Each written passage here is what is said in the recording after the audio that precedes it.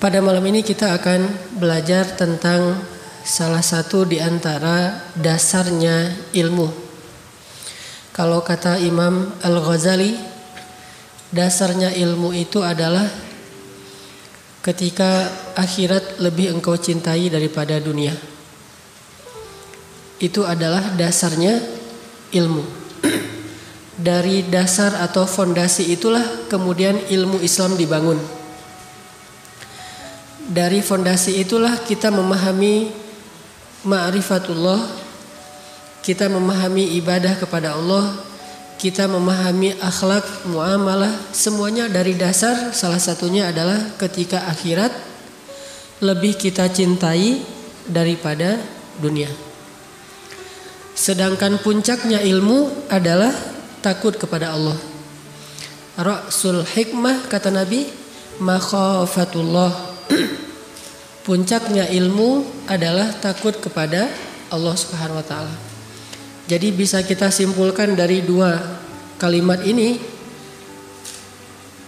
hal yang pertama yang harus kita benar-benar kuasai dalam belajar ilmu Islam itu adalah merasa akhirat lebih kita rindukan, lebih kita cintai, lebih baik daripada dunia.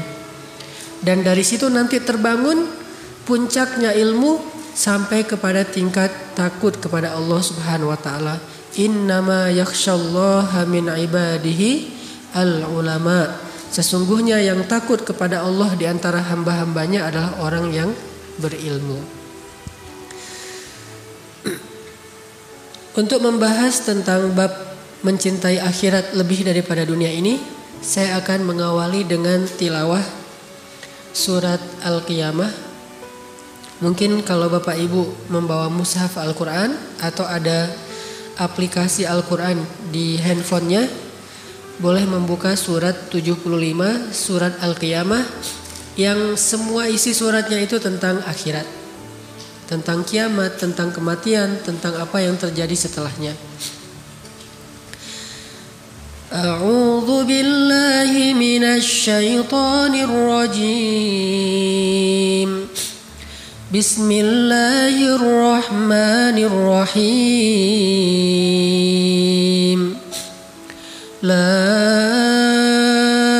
uqsimu biyaumil qiyamah wa la uqsimu bin nafsil lawwamah. Ayahsabul insanu an lan najma'a 'idhamah. Bala qadirina ala an nusawwiya bananah.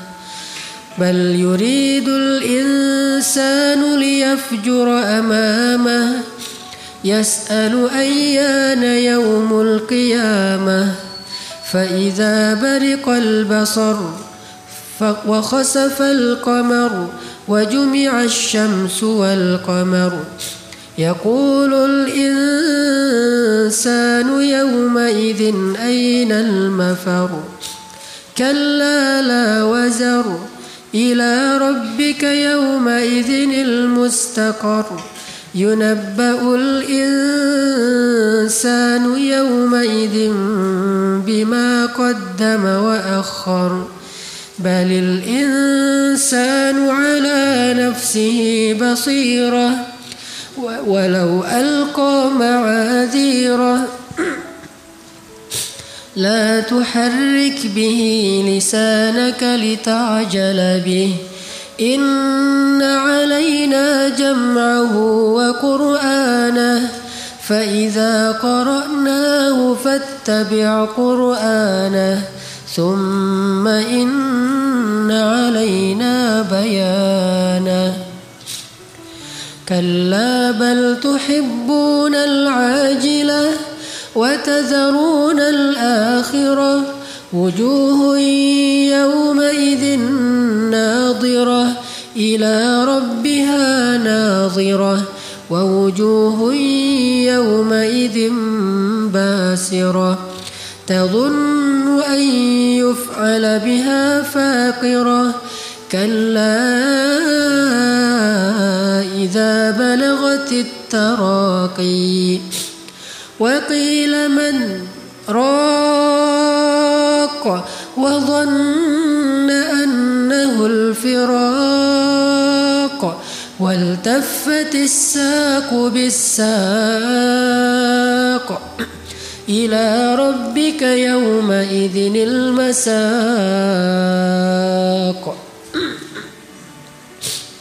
فلا صدق ولا صلى ولكن كذب وتولى ثم ذهب إلى أهله يتمطى أولى لك فأولى ثم أولى لك فأولى أيحسب الإنسان أن يترك سدى ألم يك نطفة من مني يمنى ثم كان علقة فخلق فسوى فجعل منه الزوجين الذكر والأنثى أليس ذلك بقادر على أن يحيي الموتى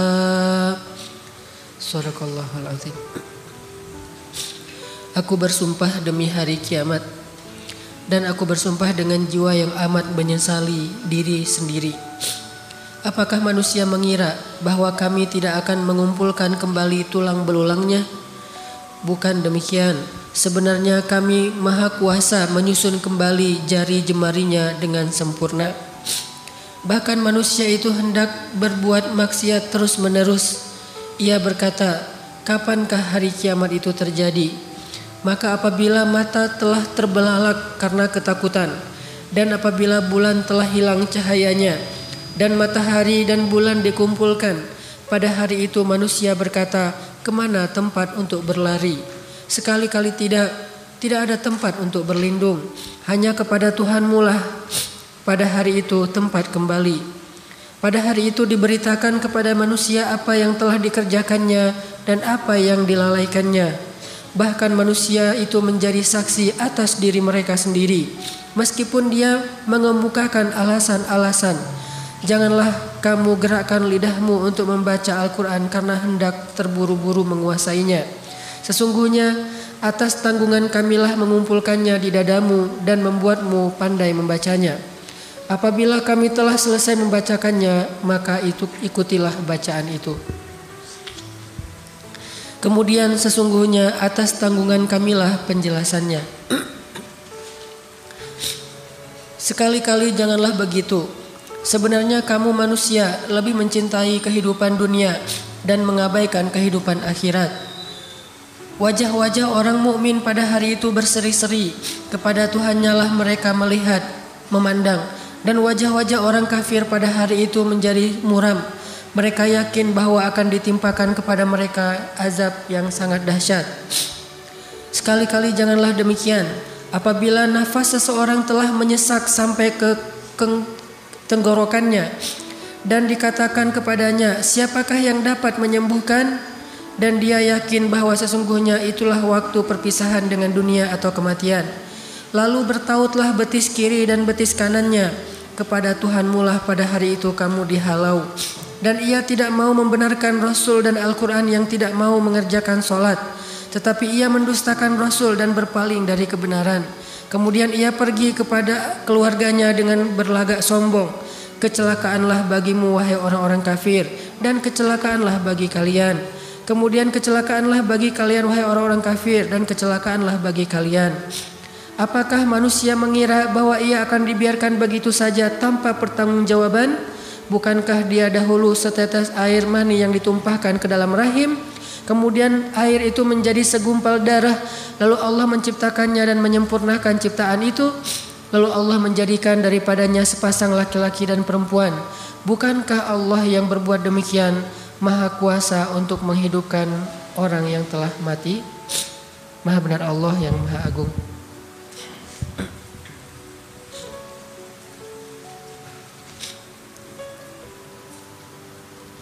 Jamaah yang dirahmati Allah Subhanahu wa taala, kita perlu belajar dan mengajarkan kepada keluarga kita tentang kehidupan akhirat itu lebih penting, lebih lama, lebih abadi, lebih bahaya, lebih indah, lebih dahsyat daripada kehidupan dunia. Ini salah satu materi pendidikan yang harus serius kita pelajari dan kita ajarkan kepada keluarga kita, terutama kepada anak-anak kita. Karena dari pemahaman dasar inilah kita akan bisa mudah mengajak keluarga kita kepada amal-amal soleh. Orang akan mudah beramal soleh kalau amal solehnya itu didasari atas kecintaan kepada akhirat. Tapi akan terasa sangat berat beramal soleh kalau amal solehnya itu didasari atas hitung-hitungan dunia. Jadi anak kita kalau disuruh sholat berat, mungkin dia belum paham tentang nikmatnya akhirat dan bahayanya juga akhirat bagi orang yang sholat dan yang meninggalkan sholat.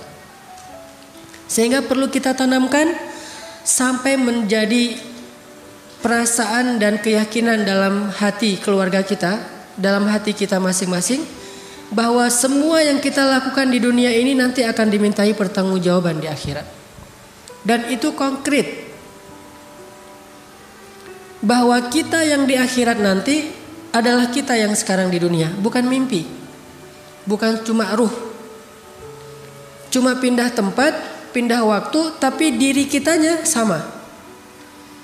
Itu mirip seperti kalau kita sekarang pergi ke Mekah, tempatnya berubah, waktunya berubah, tapi diri kitanya masih sama. Memori kita masih terbawa, sehingga kita masih ingat dengan keluarga kita di kampung. Kita kangen dengan mereka, kita telepon mereka, hanya pindah tempat saja.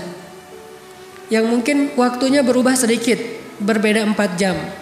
Kalau di sini sudah siang, di sana mungkin masih pagi. Berubah waktu, berubah tempat, tetapi diri kita sama, tidak ada yang berubah. Begitu juga akhirat, hanya berubah tempat, namanya bukan lagi dunia, tetapi akhirat. Berubah waktu, bukan lagi 24 jam dalam sehari, tetapi siangnya selama-lamanya. Cuman diri kita itu sama persis, tidak ada yang berubah kecuali karena amal-amal kita. Berubah menjadi lebih baik fisik kita karena amal soleh kita, atau berubah menjadi buruk fisik kita karena amal dosa-dosa kita. Tapi diri kita masih sama. Sehingga di dalam Al-Quran di banyak ayat disebutkan tentang bagaimana nanti di akhirat orang itu memorinya, hafalannya tuh masih kebawa dengan apa yang terjadi di dunia. Banyak ayatnya. Salah satunya adalah yang paling mungkin populer itu di surat Al-Baqarah. Wa basyiril ladzina amanu wa amilus solihati anna lahum جنات تجري من تحتها الأنهار كلما رزقوا منها من ثمرة رزقا قالوا هذا الذي رزقنا من قبل وأتوا به متشابها. Setiap kali mereka dikasih buah-buahan di dalam surga, mereka bilang ini seperti buah-buahan yang kita makan di dunia. Berarti memorinya masih sama. Dia masih ingat buah pisang yang dia makan di dunia, karena di surga juga ada buah pisang. Korma yang dia makan di bulan Ramadan selama di dunia, karena di surga juga ada korma. Delima yang dia makan apalagi kalau lagi pulang umroh, di surga juga ada delima. Cuma durian saja yang mungkin tidak ada ya. Beda, gak disebutkan di Al-Quran. Allahu a'lam. Yang jelas dia akan membandingkan. Kullama ruziqu minha min thamaratir rizqan qalu hadzal ladzi ruziqna min qabl. Ini seperti buah yang kita makan di dunia. Wa utubihi mutasyabiha. Tetapi Allah tidak sama memberikan buah di surga dengan di dunia, hanya mirip tetapi rasanya jauh lebih nikmat. Ini artinya diri kita yang di akhirat nanti sama dengan diri kita yang di dunia. Bahkan di surat-surat yang lain nanti kita akan membaca kalimat-kalimat saling menghujat di padang mahsyar. Wa barazu lillahi jami'a faqala ad-du'afa'u lilladzina istakbaru inna kunna lakum tab'a Fahal antum mughnuna 'anna min 'adzabillahi min syai'. Nanti di padang mahsyar para pengikut atau orang-orang yang selama ini senantiasa ikut-ikutan akan berkata kepada idola-idola mereka, pemimpin-pemimpin mereka, orang yang mereka ikuti. Mereka berkata, dulu kami di dunia senantiasa mengikuti kalian. Maka bisakah hari ini kalian menyelamatkan kami? Berarti masih kenal dengan orang-orang yang selama ini dia berinteraksi di dunia. Nih anak-anak muda, kalau yang senang main sosial media, ada Instagram. Kita nge-following nih. Nge-follow misalnya artis, nge-follow selebriti, nge-follow orang-orang yang mungkin kalau muslim masih oke lah, sekedar silaturahim. Tetapi ini jelas-jelas seorang artis, selebriti yang dia citranya adalah citra kufur kepada Allah. Banyak berbuat dosa, baik dosa yang diadegankan dalam film atau dosa dalam kehidupan sehari-hari. Begitu juga dengan statement-statement dia kepada agama Allah. Kita nge-follow dia. Begitu dia nge-posting, kita nge-like, kita ikut-ikutan merepost, kita ikut-ikutan gaya dia. Kalau dia bikin begini, kita begini juga. Kalau dia bikin gini, kita satanik ikut-ikutan. Kita pakai pakaian dengan simbol-simbol dia. Following, kita ngikutin terus kepada apa yang dia lakukan. Nanti di akhirat, semua yang kita lakukan di dunia ini akan kita jadikan sebagai hujjah. Inna kunna lakum taba'a. Kami di dunia senantiasa nge-follow kalian. Kalau bahasa Instagram, kami ini followers. Saya followers kamu. Saya selalu nge-like apapun yang kamu posting. Saya selalu ngikutin kamu dan seterusnya dan seterusnya. Saya pengen mirip dengan kamu gaya-gayanya. Fahal antum mughnuna 'anna min 'adzabillahi min syai'. Sekarang tolong kami dari azab Allah. Apa kata idola-idola itu? Sawa'un 'alaina ajazi'na am sabarna ma lana min mahis. Nasib kita hari ini sama. Gak ada bedanya antara followers dengan yang di follow, antara idola dengan para fans. Gak ada bedanya. Nasib kita sawa'un alaina. Mau kita mengeluh, mau kita minta ampun, mau kita bersabar, mau kita sabar, tabah, rela, malana mim mahis. Kita tidak bisa lari dari azab Allah hari ini. Barulah saat itu mereka menyesal sudah mengikuti orang-orang ini. Ternyata memorinya masih kebawa. Masih kenal siapa aja yang berinteraksi dengan dia di dunia. Belum lagi nanti hadis-hadis Nabi tentang orang soleh yang di pintu surga bertanya tentang saudara yang dia cintai karena Allah di dunia. Ya Rabbi, ketika orang soleh mau masuk surga, dia nanya, Aina fulan, di mana seorang saudara yang saya cintai karena engkau di dunia ya Allah. Kata Allah, dia berada di pintu neraka, mau masuk neraka. Kata orang soleh ini, ya Allah, demi kasih sayangmu, izinkan saya menyelamatkan dia, karena sesungguhnya saya mencintai dia karena engkau selama di dunia ya Allah. Akhirnya Allah izinkan dia menyelamatkan saudaranya yang mau masuk neraka, yang tadi sudah dililit dengan rantai besi, udah ngantri gitu mau masuk neraka. Tiba-tiba malaikat nanya, ini mas itu ya namanya? Oh kok kenal? Ya soalnya ada saudara kamu tuh nungguin.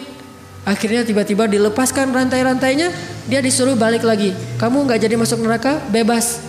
Dia penasaran siapa yang menyelamatkan saya, siapa yang menyelamatkan saya. Ternyata pas ketemu, Kiai Fulan, Ustadz Fulan, Syekh Fulan, hamba Allah Fulan yang solih, yang kita saling mencintai karena Allah. Dan ternyata nanti di akhirat dia ikut menyelamatkan kita dengan seizin Allah SWT. Ini artinya memorinya masih ke bawah.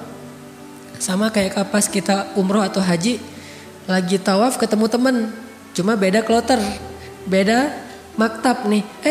Haji juga ya, kloter berapa misalnya?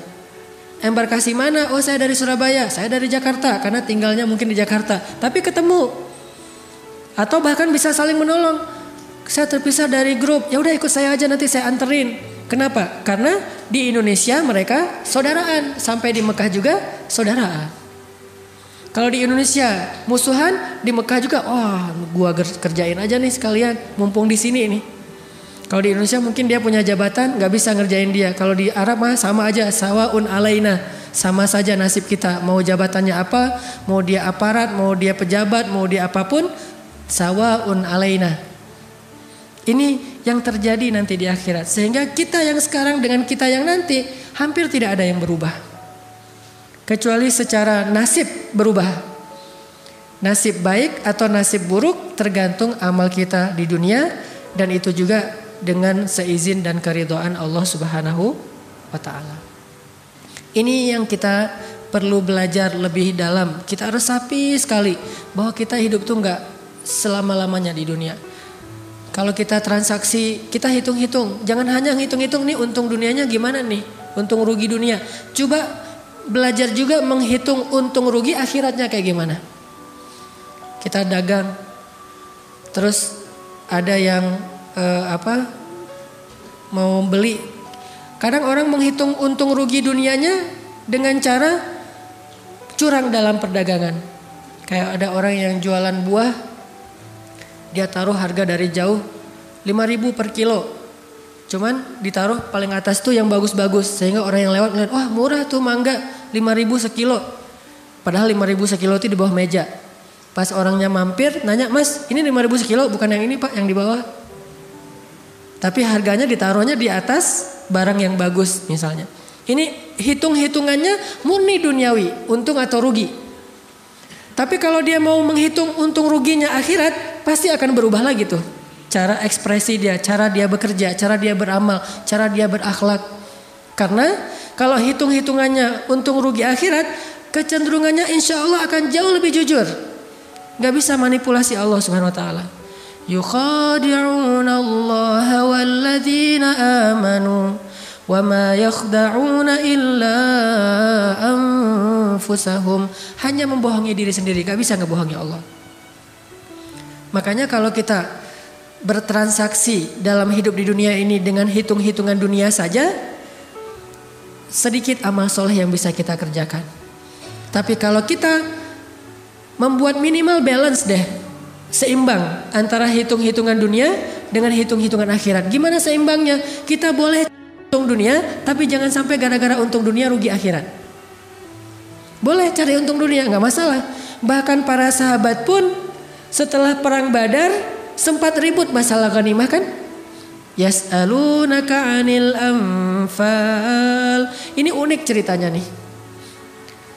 Padahal kita tahu yang ikut perang Badar itu sahabat yang as-sabiqunal awwalun. Sahabat-sahabat senior nih. Dan mereka juga dijamin surga. Allah mengampuni dosa-dosa mereka. Punya kedudukan yang istimewa di mata Allah. Ini sahabat ahlu Badar.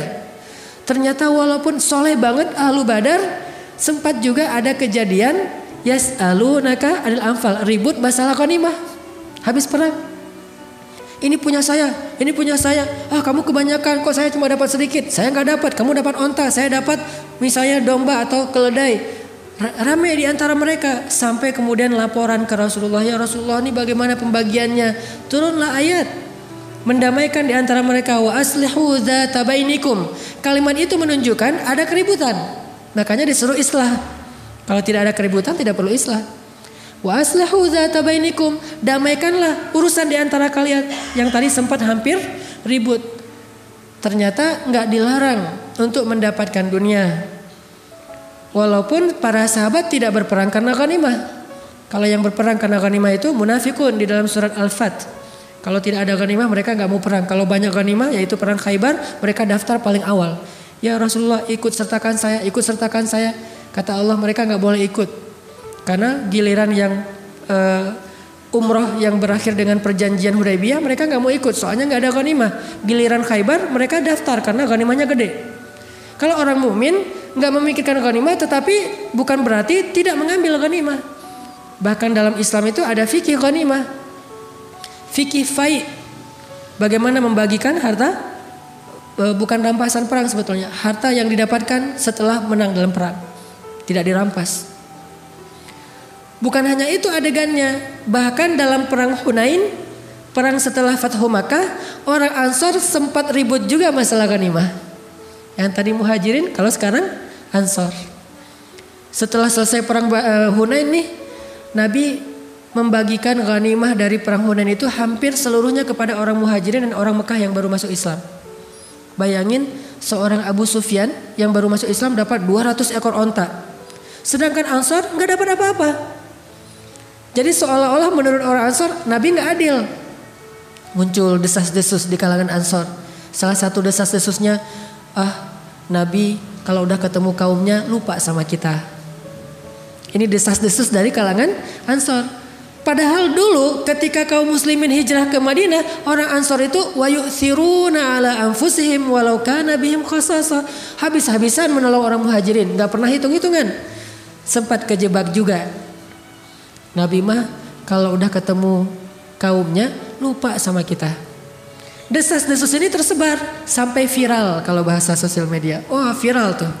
Postingan Nabi kalau udah ketemu kaumnya lupa sama kita. Jadi viral. Repost, semuanya pada repost. Sampai akhirnya masuk ke Nabi. Nabi dengar, wah ternyata ada desas-desus tentang masalah pembagian ghanimah. Dikumpulkan orang Ansor sama Nabi. Nabi bertanya, ya ma'syara Ansor, apa yang kalian katakan di belakang saya? Diam aja. Kata Nabi, wahai orang-orang Ansor, bukankah dulu kalian adalah orang-orang yang kufur kepada Allah, kemudian Allah mengutus saya kepada kalian sehingga kalian dapat hidayah? Bukankah dulu kalian berpecah belah, saling perang memerangi, lalu saya datang mempersaudarakan kalian sehingga kalian menjadi satu? Bukankah kalian dulu berada di tepi jurang neraka, lalu saya datang dengan seizin Allah menyelamatkan kalian darinya? Nabi mengingatkan tentang Islam dan hidayah kepada orang-orang Ansor. Jasa-jasa Nabi kepada orang-orang Ansor. Setelah Nabi mengingatkan itu, Nabi diam. Tiba-tiba seorang laki-laki Ansor berkata, ya Rasulullah, sama sekali kami tidak lupa dengan semua kebaikan itu. Kami sangat bersyukur kepada Allah dan berterima kasih kepada engkau ya Rasulullah atas semua nikmat yang besar itu. Tapi ya Rasulullah, kata orang Ansor, bukankah dulu engkau sendiri datang kepada kami lalu kami menjadi keluargamu? Dibalas nih. Lalu kami menjadi keluargamu. Bukankah engkau terusir lalu kami memberikan kampung halaman baru untukmu? Bukankah engkau dulu dalam keadaan diperangi lalu kami menolongmu ya Rasulullah? Bahkan banyak dari kami yang gugur demi membela engkau ya Rasulullah. Sehingga mereka juga merasa kami juga punya hak ya Rasulullah untuk dapat ghanimah sebagaimana orang muhajirin dan orang Mekah. Baru kemudian Nabi tiba-tiba menawarkan sesuatu yang lebih besar daripada ghanimah. Apa kata Nabi? Wahai orang Ansor, relakah kalian jika orang-orang Mekah itu pulang ke negerinya dengan membawa sampah-sampah dunia, dan kalian kembali ke negeri kalian dengan membawa Allah dan Rasul? Ini tawaran ketika berbenturan antara dunia dan akhirat. Relakah kalian jika orang Mekah itu kembali ke negerinya dengan membawa sampah-sampah dunia, sedangkan kalian kembali dengan membawa Allah dan Rasul? Semua orang Ansar menangis. Baru mereka sadar kalau udah Allah dan Rasul mah udah gak ada bandingannya. Ayyakunallahu wa rasuluhu ahabba ilaihi mimma siwahuma. Mencintai Allah dan Rasul lebih dari apapun juga. Baru ketika Nabi menawarkan demikian, mereka bilang, kami ridho dengan Allah dan Rasul. Ya sudah ya Rasulullah, tidak apa-apa. Biarkan mereka bawa sampah-sampah dunia. Yang penting kami dapat Allah dan Rasul. Baru Nabi mendoakan, ya Allah, rahmati Ansor. Wahai kaum Ansor, tempat hidup saya bersama kalian dan tempat mati saya pun bersama kalian. Al-mahya mahyakum wal mamat mamatukum. Tempat hidup saya bersama kalian, tempat mati saya bersama kalian. Kembalilah Rasulullah ke Madinah. Ini bagaimana Rasulullah menanamkan cinta akhirat lebih besar daripada cinta dunia kepada para sahabat. Tapi bukan berarti mereka tidak mendapatkan dunia sama sekali. Makanya nanti ada fikih waris dalam Islam, ada fikih dagang dalam Islam, bahkan ada fikih ghanimah dan fai dalam Islam, ada mahar dalam Islam. Apakah ketika seorang perempuan diberikan mahar untuk menikah dengan seorang laki-laki berarti dia cinta dunia dan menjadikan pernikahan di atas landasan duniawi? Bukan. Makanya dalam Islam, umat Islam itu tidak dilarang menjadi kaya raya, tidak dilarang menggenggam dunia dan seisinya. Yang dilarang itu mencintai dunia. Dilarang itu taruh dunia di hati, itu yang dilarang. Tapi kalau taruh dunia di genggaman, gak dilarang. Kita naruh dunia sebanyak apapun di genggaman kita, nggak dilarang dalam Islam. Yang dilarang naruh dunia di dalam hati. Sehingga ada sahabat yang kaya raya seperti Abdurrahman bin Auf, seperti Utsman bin Affan, seperti Sa'ad bin Mu'az, dan banyak nama-nama besar lain yang kaya raya. Tetapi dunia yang mereka miliki itu sama sekali tidak masuk ke hati mereka. Yang sulit tuh kayak gitu Bapak Ibu. Punya dunia tapi tidak ada di hati. Ini susah. Malah banyak orang yang gak punya dunia di tangannya tapi di hatinya banyak. Secara zahir dia gak punya apa-apa, tetapi secara batin dia punya banyak sekali keinginan-keinginan duniawi yang membuat dia dengki kepada orang yang punya. Itu kan yang terjadi di bangsa kita. Bangsa kita mungkin orang yang tidak sulit-sulit amat hidupnya seperti di Palestina, di Gaza, apalagi sekarang Aleppo, Suriah, Myanmar, di Rohingya. Tetapi ngeluhnya bahkan kadang melebihi mereka. Kurang ini, kurang itu, segala macam. Melebihi orang-orang yang benar-benar dunianya itu hampir tidak punya apa-apa. Bahkan diambil dari kehidupan mereka sebagian besar dunia. Kenapa? Ini bukan masalah apa yang kita dapatkan dan apa yang kita tidak dapatkan. Tapi masalah apakah dunia itu sampai ke dalam hati kita atau hanya di tenggaman kita saja. Kalau udah di hati kita itu penyakit. Hubbud dunia. Yang dilarang itu hubbud dunia, bukan memiliki dunia. Bahkan orang Islam yang punya dunia lalu dia pakai untuk fi sabilillah, itu punya keutamaan yang khusus di mata Allah. Sampai di antara sahabat dulu tuh ada adegannya. Sahabat-sahabat yang miskin demo. Itu pernah dulu di zaman Rasul, sahabat-sahabat yang miskin kalau bahasa sekarang mah demo ke Rasul. Datang satu kelompok sahabat miskin namanya Ahlus Suffah, datang menemui Rasulullah terus mengatakan, "Ya Rasulullah, dhahaba ahlud duthuri bil ujur." Ya Rasulullah, orang kaya sudah memborong pahala. Orang kaya memborong pahala. Kata Nabi, "Kaifa dzalik?" Gimana caranya orang kaya memborong pahala? Kata orang miskin, "Kalau kami sholat, mereka sholat. Kalau kami puasa, mereka puasa. Tapi kalau mereka sedekah, kami tidak bisa sedekah. Sehingga mereka memborong banyak pahala." Jadi dulu kecemburuan orang miskin kepada orang kaya bukan kekayaannya, tetapi amal soleh dengan kekayaan itu. Kan la hasada illa fitnatain. Gak boleh kita cemburu kecuali terhadap dua orang. Yang pertama orang yang berilmu dan mengajarkan ilmunya. Yang kedua orang yang berharta dan menginfakkan hartanya. Sehingga orang miskin demo karena cemburu kepada orang kaya yang bisa beramal dengan harta mereka. Dhahaba ahlud duthuri bil ujur. Ya Rasulullah, orang kaya sudah memborong pahala. Kami sholat, mereka sholat. Kami puasa, mereka puasa. Mereka sedekah, kami tidak bisa sedekah. Kemudian Nabi mengatakan, setiap senyum itu sedekah. Setiap ucapan yang baik itu sedekah. Kemudian setiap tasbih itu sedekah. Setiap tahmid itu sedekah. Setiap takbir dan tahlil itu sedekah. Oh, bisa sedekah dengan kata-kata yang baik, bisa. Tersenyum bisa sedekah, memindahkan duri dari jalan bisa sedekah. Oh ya. Tapi lama-lama mikir juga, kalau gitu orang kaya juga bisa ya Rasulullah. Baru Rasulullah mengatakan, janganlah kalian cemburu terhadap karunia Allah kepada sebagian kalian yang tidak diberikan kepada sebagian yang lain. Tapi tahukah kita doa Nabi? Ya Allah, hidupkan saya sebagai orang miskin, matikan saya sebagai orang miskin, dan bangkitkan saya bersama orang miskin. Berani gak sih kita doa kayak gitu? Berat ya? Kalau ngomong, oh saya gak cinta dunia, ya udah ayo kita doa. Sekarang bareng-bareng gitu. Ya Allah, hidupkan saya sebagai orang miskin. Kayaknya belum kuat tuh. Belum berani kayaknya doa gitu ya. Mending kita doa, ya Allah gak apa-apa deh kaya tapi masuk surga gitu. Itu paling aman. Kalau Nabi sampai memilih, saking gak ada nilainya dunia bagi beliau, sampai memilih, ya Allah hidupkan saya sebagai orang miskin. Dan gak pernah mengeluh dengan kemiskinan. Matikan saya sebagai orang miskin dan tidak masalah dengan itu. Khadijah pun walaupun hidupnya sebagai orang kaya, meninggalnya dalam keadaan fakir bahkan. Gak punya warisan apa-apa. Dan bangkitkan saya bersama orang miskin. Karena orang miskin masuk surga 500 tahun lebih dulu daripada orang kaya. Tapi kalau orang kaya yang dermawan masuk surga, surganya jauh lebih tinggi daripada orang miskin. Ini kan pilihan ya. Jadi orang kaya, oh surganya nanti kalau saya dermawan lebih tinggi. Jadi orang miskin, tapi kan saya lebih duluan masuk surganya. Ini sama-sama punya keistimewaan. Makanya bagi kaum muslimin, dunia itu gak masalah. Abdurrahman bin Auf yang kaya raya, sedikit pun dunia tidak ada di hatinya. Suatu hari istri-istri Abdurrahman bin Auf menghidangkan makanan berbuka puasa untuk Abdurrahman. Macam-macam varian menunya. Ada daging kambing, ada ayam, ada segala macam. Wah, rotinya dengan bermacam ragam. Ketika Abdurrahman melihat hidangan yang sangat berlimpah, Abdurrahman menitikkan air mata, nangis. Lalu istrinya bertanya, "Ma yubkika? Apa yang membuat kamu menangis?"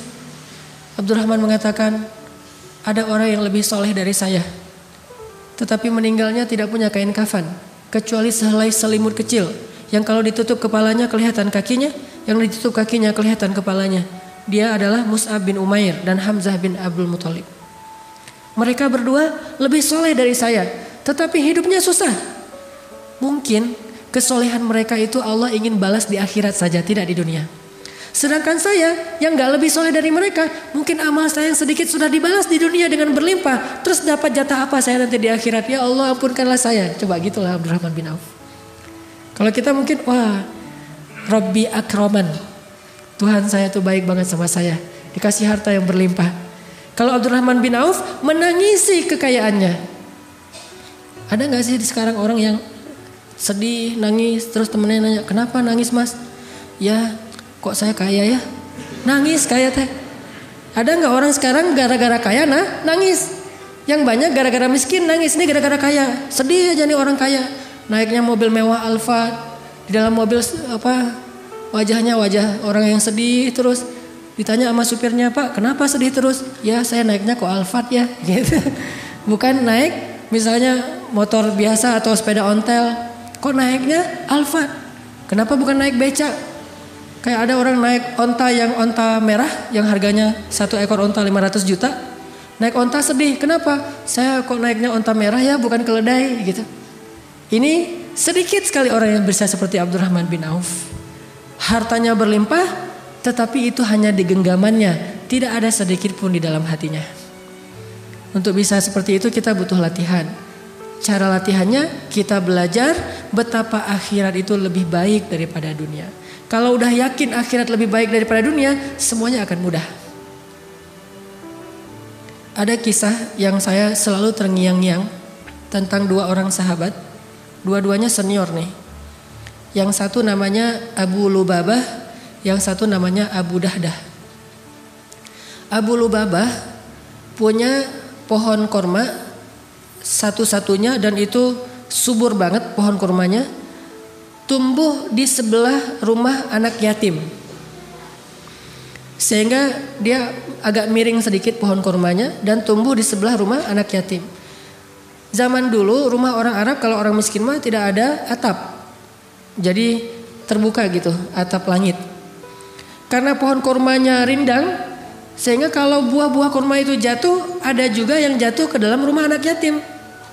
Dan anak yatim itu ketika ada yang jatuh ke dalam rumahnya, namanya anak kecil, diambil jadi cemilan. Jadi kalau anak sekarang permen, dulu mah korma, makan sama anak yatim. Abu Lubabah tahu ternyata buah kormanya ada yang dimakan sama anak yatim yang jatuh ke dalam rumah mereka. Akhirnya Abu Lubabah mengadu kepada Rasulullah, ngelaporin anak yatim. "Ya Rasulullah, itu anak-anak pada ngambil korma saya dan saya gak rela." Dipanggil, Rasulullah gak tahu kalau itu anak yatim. Ketika dipanggil menghadap ke Rasul, ditanya, "Kenapa kalian makan?" "Oh, kami kira kami punya hak di situ, soalnya kami anak yatim." Baru Rasulullah tahu ternyata itu anak yatim. Langsung Nabi mengatakan kepada Abu Lubabah, "Ya Abu Lubabah, maukah kamu punya pohon kurma di surga?" "Gimana caranya ya Rasulullah?" "Wakafkanlah pohon itu kepada anak yatim, maka Allah akan menggantikan untuk kamu satu pohon kurma di surga yang kalau kamu berjalan di bawah naungannya 100 tahun, kamu belum keluar dari naungannya." 100 tahun jalan di bawah pohon itu belum keluar dari bayang-bayang naungan pohon tersebut. Saking rindang dan besarnya pohon di surga. Mau gak kamu dapat pohon kurma di surga dengan wakaf pohon kurma di dunia? Apa kata Abu Lubabah? "Ya Rasulullah, itu satu-satunya harta yang saya punya." Bahasa halus dari menolak, gak mau. Rasulullah juga tidak marah, tidak memaksa. La ikraha fiddin. Lagi pula bagaimanapun Abu Lubabah ini ahlu Badar loh. Ikut, dia veteran Badar. Yang Allah sudah mengatakan lakukan apa yang kalian suka, Allah maafin. Ya Rasulullah, itu pohon kurma satu-satunya yang saya punya. Oh ya sudah, udah pulang aja. Begitu Abu Lubabah dan anak yatim pulang, Abu Dahdah datang. Abu Dahdah bilang, ya Rasulullah, saya tadi nguping mendengar percakapan engkau dengan Abu Lubabah. By the way, kalau bahasa kita ya. By the way, kalau saya yang melakukan itu, saya dapat gak apa yang engkau janjikan di akhirat? Kata Nabi, tentu. Kamu dapat apa yang Allah janjikan. Oh ya, assalamualaikum, waalaikumsalam. Pergi dia. Ngejar Abu Lubabah. Ya Abu Lubabah, ya Abu Lubabah. Abu Lubabah menoleh ke belakang. Ada apa ya Abu Dahdah? Kata Abu Dahdah, ya Abu Lubabah, kamu tahu gak kebun kurma milik saya di Madinah? Kata Abu Lubabah, siapa yang tidak tahu kebun kurma milik Abu Dahdah? Di dalamnya ada 600 pohon kurma. Mata airnya jernih mengalir terus menerus. Bahkan ada vilanya di dalam, luas sekali. Kebun kurma yang paling subur, kualitas kurma terbaik di kota Madinah. Siapa yang gak tahu, memangnya kenapa? Kata Abu Dahdah, mau gak kita tukaran? Tapi tukaran bahasa Indonesia ya, bukan bahasa Jawa. Kalau bahasa Jawa tukaran berantem. Mau gak kita barter nih? Tukar guling. Kamu kasih pohon kurma kamu yang di sebelah rumah anak yatim ke saya. Nanti saya kasih kebun saya untuk kamu dengan 600 pohon kurma. Ditukar. Kata Abu Lubabah, cius. Kata kita mah, beneran ini mah? Kata Abu Dahdah, bener. Oh boleh kalau gitu. Tadi ditawarkan surga, Abu Lubabah bilang itu harta satu-satunya yang saya miliki. Sekarang ditawarkan 600 pohon kurma Abu Dahdah, dia langsung mengatakan deal, setuju. Udah akad setuju. Kemudian Abu Dahdah datang ke pohon kurma tadi, bertemu dengan anak yatim dan mengatakan, wahai anak-anakku, mulai sekarang pohon ini milik kalian, makanlah sesuka kalian. Lalu Abu Dahdah membawa Abu Lubabah pulang ke kebunnya, dan di kebun itu dia melihat istrinya sedang mengumpulkan buah-buah kurma yang jatuh ke tanah bersama anaknya Abu Dahdah. Abu Dahdah berkata, wahai istriku, wahai anakku, keluarlah dari kebun ini. Istrinya bertanya, kenapa ya Abu Dahdah? Kebun ini sudah saya jual. Berapa kamu jual? Kepada siapa kamu menjualnya? Kata Abu Dahdah, saya menjualnya kepada Allah dan Allah membayarnya dengan surga yang lebih baik daripada dunia. Apa kata istrinya? Rabahta ya Abu Dahdah. Itu baru untung wahai Abu Dahdah. Itu baru untung. Keluar istrinya. Gak minta talak ya. Wah, ceraikan saya hari ini juga. Pulangkan saya ke rumah orang tua saya. Enggak. Ini istri yang soleha. Akhirat lebih dia cintai daripada dunia. Sehingga istrinya mensupport. Dia mengikuti kata-kata suaminya. Itu baru untung wahai Abu Dahdah. Barakallah Abu Dahdah, barakallah. Lalu ketika Nabi mendengar apa yang dilakukan Abu Dahdah, Nabi mendoakan keberkahan bagi keluarga Abu Dahdah. Dan Allah ganti nikmat di dunia dan di akhirat. Dia tetap menjadi orang kaya. Tumbuh lagi hartanya berkah. Dan di akhirat pun dia mendapatkan kebun-kebun kurma yang setahun dikelilingi oleh malaikat Jibril, belum bahkan keluar dari pinggirnya saja. Jadi pagarnya aja belum keluar, apalagi belum masuk ke pagarnya, apalagi sampai ke dalam pohon kebun kurmanya. Ini luasnya kebun kurma Abu Dahdah di dalam surga. Begitu mereka beramal menggunakan akad akhirat. Kuitansinya itu akhirat, yang tanda tangan Allah. Jadi buat kuitansi amal kita itu bukan hanya kuitansi yang ditandatangani oleh manusia, tapi buat kuitansi dalam tanda petik yang ditandatangani oleh Allah. Nih akad saya, nih dengan Allah akadnya. Kalau kita berakad dengan Allah, gak mungkin rugi. Tijaratun lan tabur. Gak mungkin rugi berakad dengan Allah. Gak ada, ini tanda tangannya salah nih, gak sama antara satu kuitansi dengan kuitansi yang lain. Gak ada yang kayak gituan. Allah yang menjadi saksi. Sehingga kalau kita berakad untuk Allah Subhanahu wa taala, idzan la yudayyakallah. Allah enggak akan mengecewakan kamu. Ini kisah yang bagi saya luar biasa. Benar-benar terngiang-ngiang, kok bisa Abu Dahdah merelakan 600 pohon kurma, dan satu pohon kurma itu Bapak Ibu kalau kita hitung, kalau sekali panen rata-rata satu pohon kurma itu menghasilkan sekitar 50, paling sedikit 50 kg korma. Bahkan bisa sampai 100 sampai 150 kg korma. Satu pohon korma 100 kg. Dan kalau kormanya korma terbaik di atas ajwa, harganya 1 kilonya itu sekitar 300 real. Hampir 1 juta 1 kilo. Jadi satu pohon kurma sekali panen menghasilkan 50 juta. Bayangin 600 pohon kurma. 600 pohon kurma. Miliaran itu sekali panen. 6 bulan sekali panen. Miliaran. Dihadiahkan dan dia gak punya apa-apa karena dia yakin di akhirat lebih baik dan gak ada rasa kecewa, sedih atau kehilangan. Biasa aja. Istrinya pun menganggap bahwa kehilangan miliaran tapi Allah ganti yang lebih baik di akhirat. Ini iman. Susah bisa seperti ini. Tapi kalau bisa sedikit saja mirip dengan ini, kita akan punya amalan-amalan yang jauh lebih baik daripada hanya berakad dengan kwitansi manusia. Belajar berakad dengan akhirat. Biar Allah yang tanda tangan kwitansinya. Allah yang jadi saksi, malaikat yang jadi saksi. Kemudian la yudayya'akallah, enggak mungkin kita akan kecewa. Ada lagi kalimat dari seorang imam para ulama, yaitu Imam Hasan Al-Basri, tabi'in. Bahkan disebut dengan istilah imamnya para tabi'in. Kan tabi'in ini ada beberapa tokoh tabi'in yang terkenal. Ada sebaik-baik tabi'in adalah Uwais Al-Qarani. Kemudian pemimpin para tabi'in itu Ibnul Musayyib, Sa'id Ibnul Musayyib atau Musayyab, dan Hasan Al-Basri imam dalam kebijaksanaan. Apa kata Imam Hasan Al-Basri? Dunia dan akhirat itu seperti timur dan barat, dan kita berada di tengah-tengah. Dunia dan akhirat seperti timur dan barat, dan kita berada di tengah-tengah. Ketika kita condong ke timur, maka kita menjauh dari barat. Ketika kita condong ke barat, berarti kita menjauh dari timur. Gak mungkin kita condong kedua-duanya sekaligus. Itu dalam urusan hati. Beda dalam urusan amal. Kalau dalam urusan amal, kadang bisa mendapatkan dunia akhirat sekaligus. Kalau dalam urusan amal, bersedekah, akhirat dapat, dunianya Allah lipat gandakan. Memberi nafkah, bekerja untuk memberi nafkah kepada keluarga, dunia dapat harta, akhirat itu pahalanya lebih besar daripada pahala infak fi sabilillah. Kalau niatnya nafkah keluarga. Kalau dalam amal, dunia akhirat itu bisa jalan berbarengan. Tapi kalau dalam urusan hati, gak bisa. Hati itu tidak condong kecuali ke salah satu arah. Makanya Allah berfirman tentang bab adil dalam urusan perasaan, walan ta'dilu. Kalian gak mungkin adil walaupun kalian berusaha. Kalau urusan perasaan gak mungkin adil. Bahkan Nabi ketika ditanya siapa orang yang paling engkau cintai, kata Nabi Aisyah. Tentunya karena Khadijah sudah wafat, yang sezaman maksudnya, yang hidup. Siapa orang yang paling engkau cintai di antara yang hidup? Aisyah, kata Rasulullah. Padahal beliau punya Hafsah, Sofia, Maria dan banyak nama-nama istri beliau. Tapi tetap kalau cinta, Aisyah yang paling dicintai. Tapi kalau nafkah, adil di antara semuanya.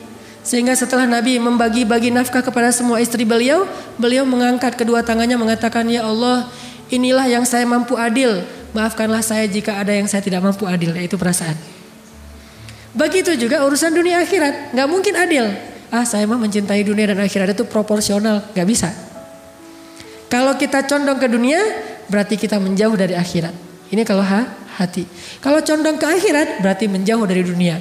Sehingga seorang Ali bin Abi Thalib ketika dia menjadi khalifah yang keempat, dia mengatakan, ya dunia, talaqtuki salas. Wahai dunia, aku telah mentalak kamu dengan talak 3. Gak ada jalan untuk rujuk buat kita. Jadi gak usah goda-godain saya. Kita udah gak bisa rujuk. Kecuali kamu nikah dulu, muter-muter, setelah itu dicerain baru datang ke saya lagi. Susah. Ya dunia, talaqtuki salas. Wahai dunia, saya sudah mentalak kamu dengan talak 3. Artinya talak bila rujuk. Talak yang tidak bisa lagi rujuk. Ini urusan hati. Apakah kemudian setelah itu Ali gak makan? Makan. Tapi makannya pakai mulut, bukan pakai hati. Jadi jangan makan hati. Makannya pakai mulut, makan kebutuhan. Pakai kendaraan, pakai. Pakai pakaian, pakai. Punya tempat tinggal, punya. Bahkan punya pembantu, punya. Karena itu kebutuhan untuk keluarganya. Istrinya punya banyak anak. Anak dari Fatimah, ditambah lagi setelah Fatimah wafat, nikah dengan Asma bintu Umais, punya anak juga. Butuh pembantu untuk merawat anaknya, merawat keluarga. Tetapi semua itu tidak dia lakukan dengan perasaan atau hatinya. Makanya urusan dunia mah gak usah baper. urusan dunia jangan baper-baper banget. Urusan akhirat aja yang baper. Begitu baca la uqsimu biyaumil qiyamah langsung gemetar. Ketika baca ulaika humul warisun alladzina yarithunal firdausa hum fiha khalidun. Semangat, baper untuk urusan akhirat. Ya ayyuhalladzina amanu hal adullukum ala tijaratin tunjikum min azabin alim. Hai orang-orang yang beriman, mau gak aku tunjukkan perniagaan yang menyelamatkan kalian dari api neraka? Semangat langsung gitu. Itu baper akhirat. Kalau baper dunia, midnight sale. Wah, mana midnight sale? Browsing, cari diskon 50% segala macam. Baper kan? Kita mungkin secara manusiawi agak baper dalam urusan dunia. Semangat, sedih, kecewa, bahagia urusan dunia. Itu udah manusiawi. Tetapi kita juga harus belajar punya perasaan yang bahkan lebih dari itu dalam urusan akhirat. Bahagia, kecewa, sedih, senang urusan akhirat. Kenapa kita sedih? Karena hari ini sholatnya telat. Kenapa kita bahagia? Alhamdulillah bisa sedekah. Alhamdulillah bisa beramal soleh. Alhamdulillah bisa memaafkan kesalahan orang lain. Kenapa? Begitu kita maafin kesalahan orang, Allah maafin kesalahan kita. Semangat, senang gitu. Karena akadnya kwitansi akhirat, bukan hanya kwitansi dunia. Amal akan jauh lebih mudah ketika kita belajar akhirat. Ahabba ilaihi, lebih dia cintai. Kalla bal tuhibbunal ajilah wa tadharunal akhirah. Kata Allah tadi di Al-Qiyamah, kalian lebih mencintai ajilah dunia dan kalian mengabaikan akhirat. Padahal walal akhiratu khairul laka minal ula wal akhiratu khairu wa abqa. Akhirat lebih baik daripada dunia dan akhirat lebih baik dan kekal. Belajar berakad untuk akhirat. Belajar mencintai akhirat lebih daripada dunia. Ada lagi kisah yang luar biasa juga yang saya pernah baca tentang istri solehah yang lebih mencintai akhirat daripada dunia. Selain istrinya Abu Dahdah, ada istrinya Umar bin Abdul Aziz, khalifah yang adil kelima. Kan Khulafaur Rasyidin dalam Islam itu ada 6, walaupun yang terkenal 4, Abu Bakar, Umar, Utsman, Ali. Nah, yang kelimanya Umar bin Abdul Aziz dan yang keenamnya Nuruddin Zinki, gurunya Salahuddin Al-Ayyubi. Nah, Umar bin Abdul Aziz punya istri solehah banget, namanya Ummu Iyal, nama panggilannya. Nama aslinya Fatimah binti Abdul Malik. Abdul Malik itu kakaknya Abdul Aziz. Jadi Fatimah sama Umar sepupuan. Jadi nikah sepupu nih. Ketika Umar bin Abdul Aziz menjadi khalifah, dia sibuk mengurus umat.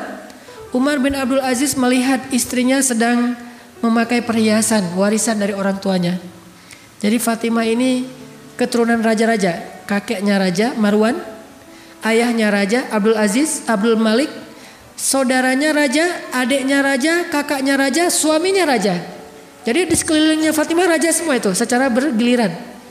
Pertama kakeknya Marwan, itu raja Bani Umayyah. Kakeknya meninggal diganti dengan Abdul Malik, ayahnya itu juga raja. Pamannya gubernur Abdul Aziz, suaminya Umar bin Abdul Aziz raja juga. Kakaknya nanti setelah Umar bin Abdul Aziz raja juga. Adiknya juga raja. Tinggal di istana, warisan dari keluarganya tuh banyak, emas, permata. Suatu hari ketika Umar bin Abdul Aziz menjadi khalifah, Fatimah lagi membuka box perhiasan. Dia pakai, namanya juga perempuan, tabiatnya senang berdandan dan itu sesuatu yang sifatnya fitrah, tidak dicela. Selama tidak berlebihan. Dia jadi fitting gitu ya. Ganti, oh ini cocoknya ini. Terus saja gitu sibuk di kamar. Lalu Umar bin Abdul Aziz memperhatikan. Tiba-tiba Umar bin Abdul Aziz datang dan mengatakan, wahai kekasihku, wahai Fatimah, engkau pilih harta itu atau memilih aku? Diadu nih antara harta dengan suami. Kamu pilih harta atau aku? Apa maksudnya? Kalau kamu pilih harta, kalau kamu pilih aku, maka wakafkanlah semua perhiasan ini kepada Baitul Mal agar kita bagikan kepada fakir miskin. Tidak boleh ada satu perhiasan pun di rumah seorang khalifah atau di rumah seorang raja. Tidak boleh. Wakafkan semua ini kepada Baitul Mal dan kita berikan kepada fakir miskin. Walaupun itu harta bukan semuanya pemberian Umar. Banyak warisan orang tuanya. Tapi kalau kamu memilih harta, maka tinggalkanlah aku. Kita ambil jalan sendiri-sendiri. Apa kata istrinya? Wahai suamiku, tidak ada yang di dunia ini yang lebih aku cintai setelah Allah dan Rasul kecuali engkau. Sam'an wa ta'atan, sami'na wa ata'na. Diambil semuanya, masih ada di bawah tempat tidur. Oh ternyata masih ada lagi. Kumpulin semuanya, nginfakin, wakaf ke Baitul Mal. Sejak saat itu mereka jatuh miskin dan tidak punya apa-apa di rumah. Sampai bisa begitunya seorang istri Khalifah Ar-Rasyidin, sehingga dia digolongkan oleh para ulama termasuk perempuan yang paling ajaib dalam sejarah Islam. Ini karena akadnya akhirat. Lalu setelah Umar bin Abdul Aziz wafat karena diracun, hanya bertahan 2 tahun kepemimpinan Umar bin Abdul Aziz, diracun oleh pengkhianat, kemudian beliau wafat. Setelah beliau wafat, yang jadi raja berikutnya adiknya Fatimah. Waktu adiknya Fatimah jadi khalifah atau jadi raja, adiknya Fatimah datang ke rumah kakaknya yaitu Fatimah. Dia bilang, kakak, mbak, dulu kan hartanya mbak itu diberikan kepada Baitul Mal. Belum saya bagi, masih saya simpan tuh. Kalau mbak mau, saya balikin nih kepada mbak. Harta-harta perhiasan mbak yang dulu diberikan kepada Baitul Mal. Soalnya Umar bin Abdul Aziz sudah wafat. Dia mengatakan apa Fatimah? Ma'azallah. Dia mengeluarkan air mata, dia nangis. Ma'azallah. Saya tidak mencari akhirat karena Umar bin Abdul Aziz. Saya mencari akhirat karena Allah Subhanahu wa taala. Kalau saya menyembah Umar bin Abdul Aziz, sesungguhnya Umar Abdul Aziz telah wafat. Tapi kalau saya menyembah Allah, Allah hayyun la yamut, maha hidup dan tidak wafat. Gak mau dibalikin lagi. Ini cinta terhadap akhiratnya yang dia bangun untuk mencintai pasangannya, mencintai manusia, mencintai siapapun karena dia cinta kepada Allah dan meyakini akhirat lebih baik daripada dunia. Memang ajaib. Kalau kita nggak bisa persis kayak gitu, minimal kita belajar semangat seperti itu. Mungkin untuk bisa niru sahabat tabi'in sampai ke sekelas ini butuh waktu buat kita. Tetapi bukan berarti tidak perlu menyemangati diri kita untuk mengikuti mereka, walaupun hanya 1% saja. Atau mungkin dari sekian urusan kita, dari 10 urusan kita, 7 diantaranya kita berakad dengan dunia, 3 diantaranya kita berakad dengan akhirat. Jangan sampai akhirat tidak dilibatkan sama sekali dalam hidup kita. Karena kalau akhirat tidak dilibatkan dalam urusan kita, nanti di akhirat kita menjadi orang yang paling miskin dan merugi. Kemana semua ini udah dibayarkan di dunia? Kemana semua amal-amal saya kan sudah dibayar di dunia? Maka menangislah seperti Abdurrahman bin Auf menangis karena dia takut amal-amal solehnya yang sedikit sudah Allah bayar di dunia sehingga tidak ada lagi jatah di akhirat. Terakhir saya ingin sharing tentang sedikit saja gambaran akhirat. Membahas akhirat ini Bapak Ibu panjang sekali. Kita butuh taklim sampai beberapa pertemuan karena adegan akhirat itu banyak. Kita ngebahas dunia aja nggak habis-habis, apalagi ngebahas akhirat. Dunia cuma 60 tahun, akhirat selama-lamanya. Jadi kalau dunia aja nggak cukup waktu untuk kita bicarakan, apalagi akhirat. Satu saja adegan di akhirat tentang orang yang terakhir masuk surga. Ternyata kalau kita baca hadis tentang orang paling terakhir masuk surga, kita lihat dari grammarnya, ternyata orang yang paling terakhir masuk surga itu cowok, laki-laki, bukan perempuan. Berarti perempuan duluan. Yang paling terakhir masuk surga, laki-laki. Dan di belakang laki-laki ini tidak ada lagi orang yang bisa masuk surga. Berarti dia paling lama di neraka, kemudian dikeluarkan setelah dosa-dosanya sudah dibakar, diazab, maka dia masuk surga. Yang tersisa di neraka berarti kekal selama-lamanya di neraka. Ini antrian paling belakang nih. Mungkin bisa dibilang tidak punya amal soleh apapun di dunia kecuali hanya kalimat asyhadu an la ilaha illallah wa asyhadu anna muhammadar rasulullah. Enggak sholat, enggak puasa, enggak haji, enggak baca Quran, enggak ngapa-ngapain. Kalau perempuan mungkin enggak berhijab. Banyak berbuat dosa, mungkin berzina, mungkin minum khamar, mungkin membunuh dan seterusnya. Cuman di hatinya masih ada la ilaha illallah muhammadar rasulullah. Cuma itu satu-satunya kebaikan dia, yang lain enggak ada. Sehingga diazab dulu dengan hisab dari Allah. Dia paling belakang masuk surganya. Begitu dia dikeluarkan dari api neraka, tubuhnya semuanya bekas-bekas luka dan udah rusak tubuhnya, rusak dihidupkan lagi, mati dihidupkan lagi, terus saja kayak gitu selama mungkin ribuan tahun di neraka. Begitu dia keluar dari api neraka, kemudian dia diberikan kesempatan untuk membersihkan diri di 2 telaga. Di telaga pertama dia mandi. Setelah dia mandi, tubuhnya berubah langsung. Tingginya setinggi Adam. Bapak Ibu tahu tingginya Nabi Adam berapa? 80 hasta. Dan ini 1 hasta, kurang lebih setengah meter. Berarti 80 hasta itu 40 meter. Itu tingginya Adam. Dan Nabi mengatakan manusia diciptakan dengan fisik terbaik, yaitu fisik Adam. Jadi yang ideal itu tinggi mah 40 meter, bukan 2 meter. 2 meter pemain basket gaya gitu ya. Ternyata yang lebih keren itu 40 meter, 35 sampai 40 meter. Jadi kalau kita ketemu Nabi Adam, mungkin gak sengaja nginjak kita, nih ada apa sih? Ternyata ada kita di bawah kakinya. Saking besarnya Nabi Adam dan kita kayak ngelihat raksasa. Tingginya setinggi Adam, wajahnya seperti Yusuf. Gimana wajah Yusuf? Tahu Zayn Malik yang anak-anak, yang cewek-cewek? Nggak tahu ya, artis atau Justin Bieber? Nggak ada apa-apanya dibandingkan dengan Yusuf. Orang kalau ngelihat Justin Bieber mungkin cuma melongo doang gitu. Tapi kalau ngelihat Yusuf sampai mengiris tangan pun nggak berasa. Jadi zaman dulu mah kalau misalnya mau operasi atau bedah, nggak usah pakai bius, lihat aja wajah Yusuf langsung bedah. Ada luka, oh ini harus dibius dulu, jangan, panggil aja Yusuf. Pas Yusuf keluar, sampai selesai dijahit, kok nggak berasa ya? Karena ngelihat wajah Yusuf. Ini gantengnya tuh ganteng mukjizat, bukan ganteng normal. Sampai orang mengiris tangan di surat Yusuf disebutkan nggak berasa saking takjubnya dengan gantengnya Yusuf. Ini orang terakhir masuk surga ya, nggak tahu gimana yang pertama.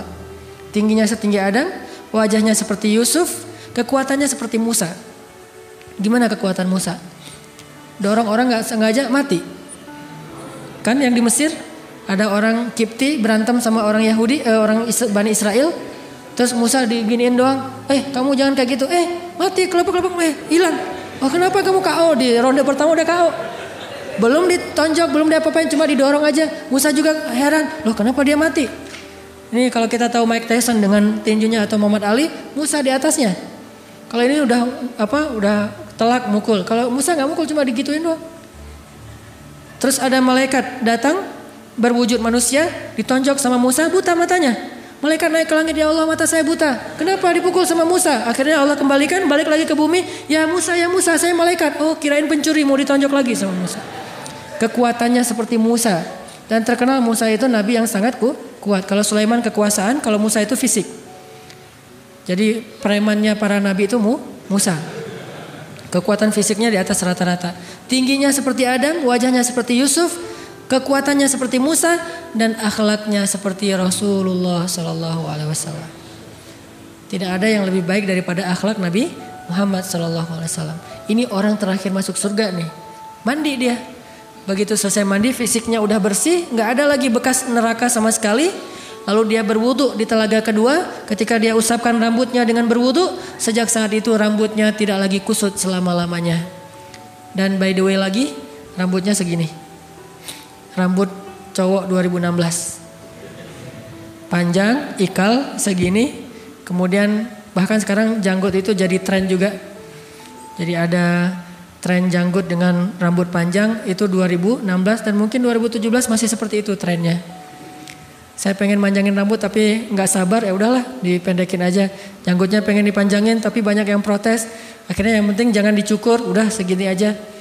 Ternyata diusap kepalanya, maka rambutnya tidak lagi kusut selama-lamanya. Setelah itu dia dihadapkan ke pintu surga. Ketika dia berada di gerbang surga, dia melihat surga sudah penuh. Semua sudah ada pemiliknya. Ini sertifikat punya si fulan. Ini punya si fulan. Udah ada labelnya, udah ada spanduknya masing-masing surga. Ini surganya fulan, ini surganya fulan. Dia berkata kepada Allah, "Ya Rabbi, mana surga saya? Ini semua surga sudah penuh."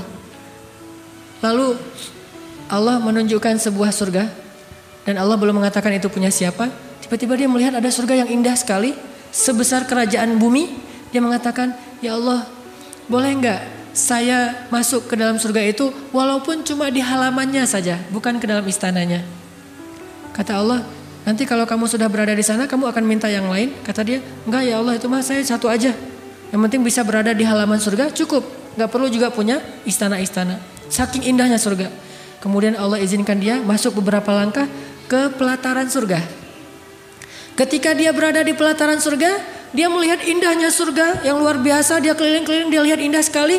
Dia mengatakan, ya Allah, ini surga siapa? Kata Allah, itu surgamu wahai hambaku. Itu surgamu, kerajaan sebesar bumi. Oh, ini surga saya, alhamdulillah ya Allah, engkau maha baik segala macam. Dia tinggal di surganya sebesar kerajaan bumi. Dan itu bukan tanah kosong yang harus dibangun dulu, cari tukang dulu, ntar tukangnya ngambek, ganti lagi tukang yang lain. Susah dunia teh. Dunia itu susah, nyari tukang, nggak cocok, akhirnya ganti lagi tukang yang lain. Bangun rumah yang 100 meter persegi aja, itu bisa bikin orang stroke. Banyak yang gara-gara bangun rumah meninggal tuh banyak.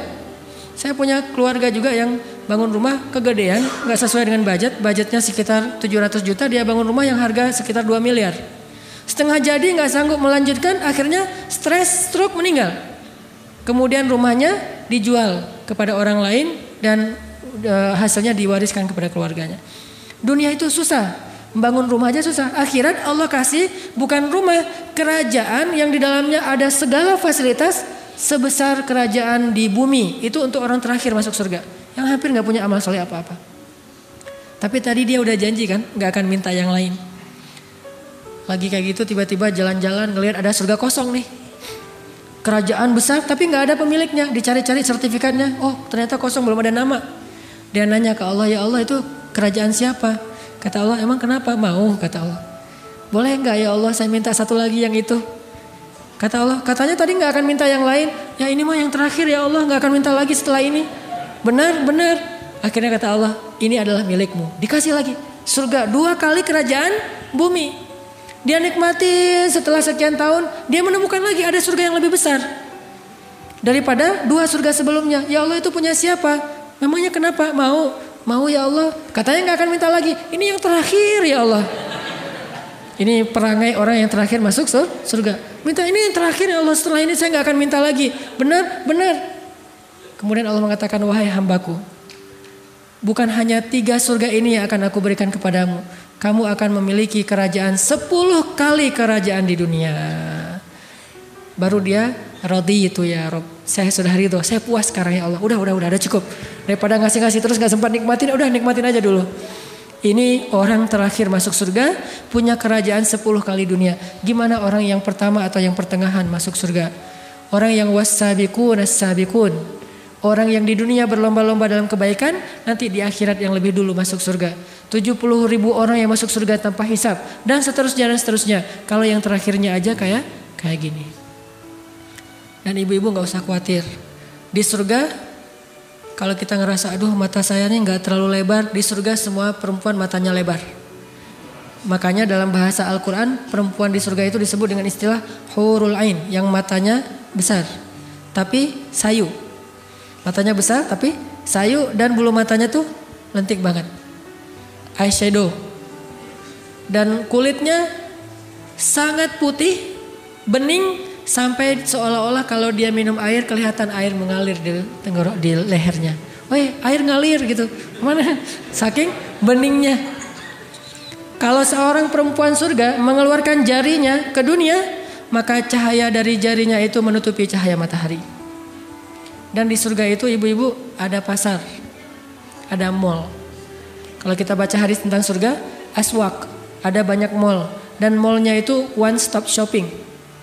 Selain beli baju segala macam, di situ juga ada pedikur, manikur, segala macam, ada spa. Sehingga disebutkan dalam hadis seorang perempuan yang masuk ke dalam pasar, lalu dia keluar dari pasar. Ketika dia keluar dia lebih cantik daripada sebelum dia masuk ke pasar. Artinya di pasar itu didandanin habis-habisan. Dia dikasih hullah itu gaun 70 lapis, dan setiap lapisnya punya warna yang berbeda dengan warna yang lain. Mudah-mudahan semua kita punya semangat mengkaji tentang akhirat.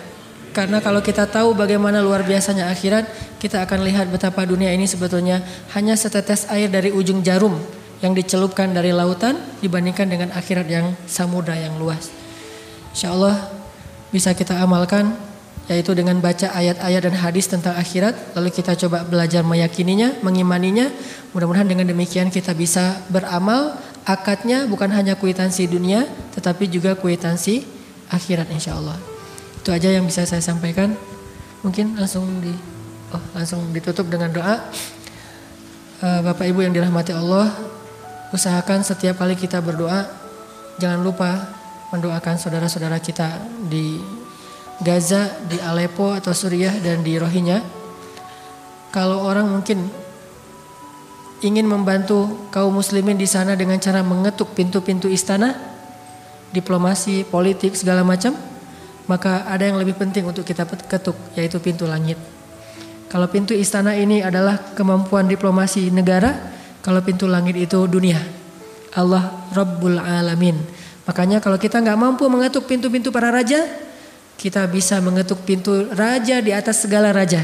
Dan pintu raja ini tidak sulit untuk diketuk. Hanya dengan cara mengangkat kedua tangan, kita berdoa untuk kaum muslimin. Mudah-mudahan dengan demikian Allah segera memberikan pertolongan kepada kaum muslimin dengan kemenangan. Walaupun selama ini kita yakin Allah selalu menolong kaum muslimin dengan kesabaran. Tetapi kita juga berharap Allah menolong dengan kemenangan kepada kaum muslimin dan kehancuran bagi orang-orang yang zalim. A'udzu billahi minasy syaithanir rajim. Bismillahirrahmanirrahim.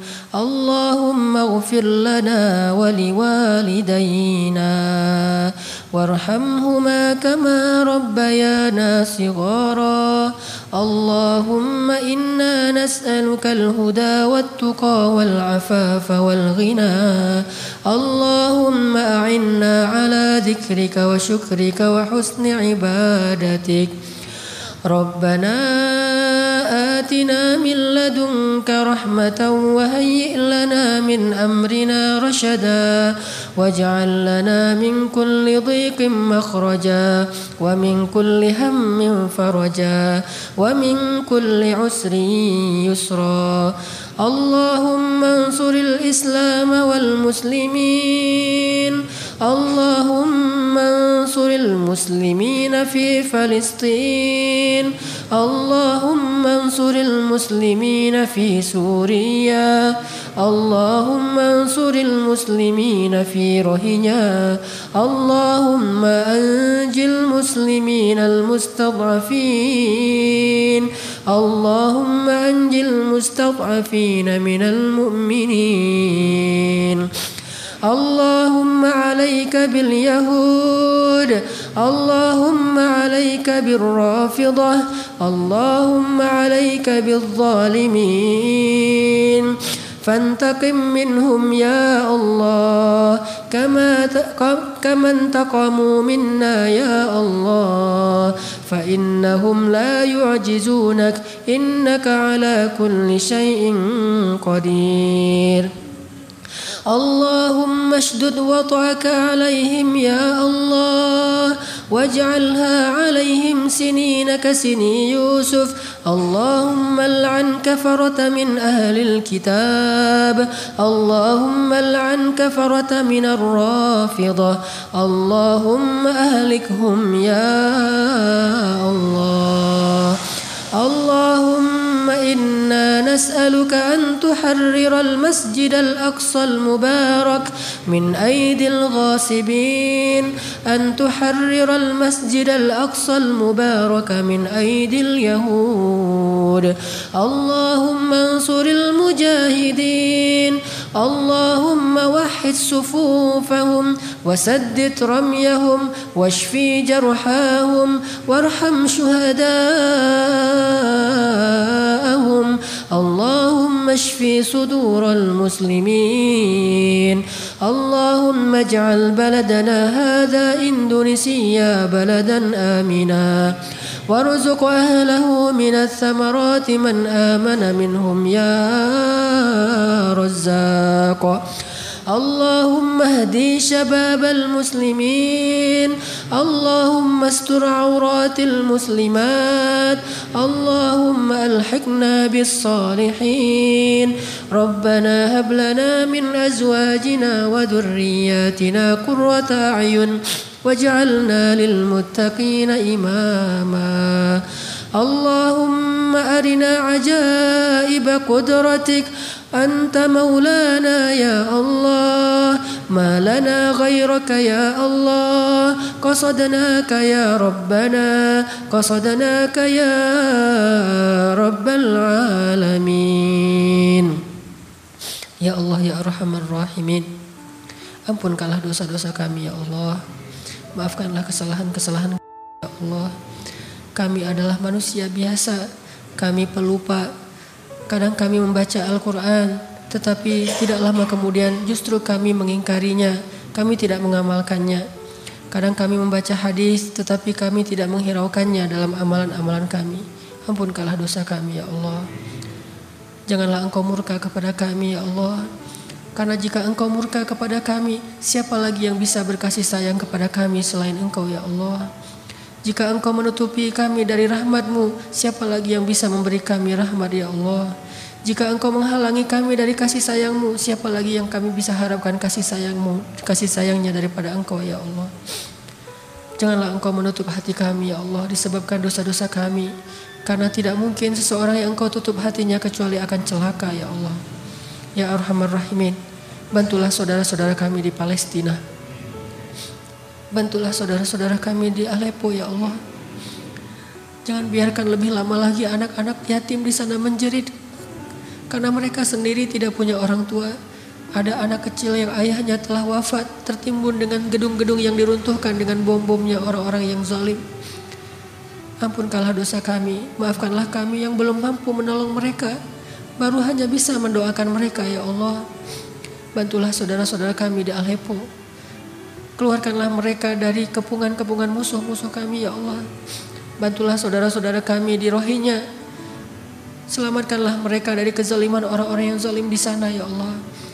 Pertemukanlah mereka dengan saudara-saudara mereka di seluruh dunia, di Indonesia, di Malaysia. Jangan biarkan mereka terkatung-katung di lautan ya Allah.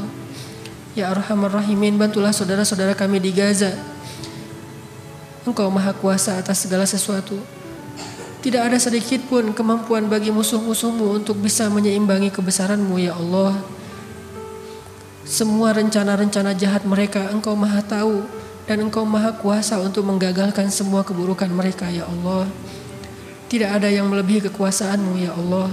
Ya Arhamar Rahimin, anugerahi bangsa Indonesia seorang pemimpin yang taat kepadamu ya Allah. Pemimpin yang adil kepada manusia ya Allah. Pemimpin yang membela hak-hak kaum muslimin di seluruh dunia ya Allah. Jadikanlah negara Indonesia salah satu negara yang paling banyak membantu kaum muslimin di seluruh dunia ya Allah. Jangan biarkan negara Turki hanya seorang diri membantu Palestina dan Suriah ya Allah. Libatkan kami juga seperti Engkau melibatkan Turki ya Allah. Libatkan negara Indonesia, masyarakatnya, pemerintahnya, semuanya saling bahu-membahu untuk membantu kaum muslimin yang tertindas ya Allah. Ya Arhamar Rahimin, anugerahkanlah kepada kami pemuda-pemuda yang solih, pemuda-pemuda seperti Ashabul Kahfi, seperti Hawariyin, seperti Muhajirin dan Ansor. Berilah hidayah kepada pemuda-pemuda Indonesia. Jadikanlah kebangkitan Islam di Indonesia ini di tangan anak-anak muda ya Allah. Ya Arhamar Rahimin, anugerahkan untuk kami anak-anak yang soleh dan solehah, yang hafiz dan hafizah, yang mereka kelak menjadi anak-anak yang mendoakan orang tuanya setelah kami wafat ya Allah. Ya Arhamar Rahimin, beri kami kebaikan di dunia dan kebaikan di akhirat, dan jauhkan kami dari azab api neraka. Barakallahu li wa lakum, subhanakallahumma wa bihamdika asyhadu an la ilaha illa anta astaghfiruka wa atubu ilaik. Assalamualaikum warahmatullahi wabarakatuh.